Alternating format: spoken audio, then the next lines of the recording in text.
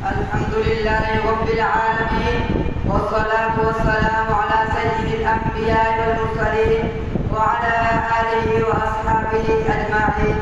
أما بعد، فأعوذ بالله من الشيطان الرجيم. بسم الله الرحمن الرحيم. قال الله تعالى في القرآن المجيد: قل هو الله أحد الله الصمد لم يلد ولم يولد ولم يكن له كفوا أحد. فيا أيها الإخوة الكرام وأساتذة الكرام وغير الحفيظون، السلام عليكم ورحمة الله وبركاته.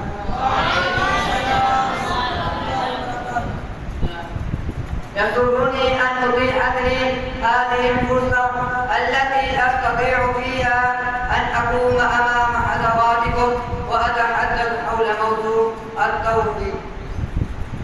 الله واحد لا إله إلا هو كما قيل، وفي كل شيء له آية تدل على أنه الواحد. أما نصوص القرآن على ذلك فهي أكثر من أن تحصى، لأنها بمعنى لا إله إلا الله، كما قال الله تعالى في سورة البقرة: وإلهكم إله واحد لا إله إلا هو الرحمن الرحيم. وفي سورة التوبة: وما أمروا إلا ليعبدوا إلها واحدا لا إله إلا هو. وفي سورة الصاد: وما أمروا إلا ليعبدوا إلها واحدا لا إله إلا هو. قل إنما أنا منذر وما من إله إلا الله الواحد القهار.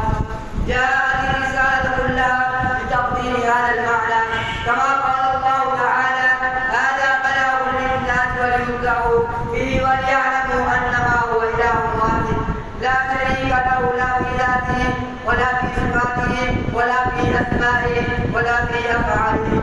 كما قال الله تعالى: قل لو كان معه آلهة كما يقولون إذا لابتغوا إلى ذي العرش سبيلا. سبحانه وتعالى عما يقولون علوا كبيرا. وقال في مقام آخر: لو كان فيهما آلهة إلا الله لفسدتا، ودل على عدم فسادهما بعدم تعددها. الله الصمد هذا تفسير لما قبله: لم يلد ولم يولد. فشرعه سبحانه وتعالى بآية أخرى: الذي له ملك السماوات والأرض ولم يتخذ له ولدا. قال الله تعالى في سورة البقرة: وقالوا اتخذ الرحمن ولدا سبحانه بل له ما في السماوات والأرض كل له قانتون. وقال في مقام آخر: وقل الحمد لله لم يتخذ ولدا وما ينبغي للرحمن أن يتخذ ولدا. وقال في مقام آخر: لم يكن له كفوا أحد، يعني ليس كمثله. وقال في مقام آخر: ولا تضربوا لله الأمثال، والله واحد لا إله إلا هو، هو الصمد لم يلد ولم يولد، لا معبود ومعبود لا غير معبود، هو الصمد هو الرحمن هو الرحيم، لا شريك له لا في ذاته ولا في صفاته ولا في أسمائه. وآخر دعوانا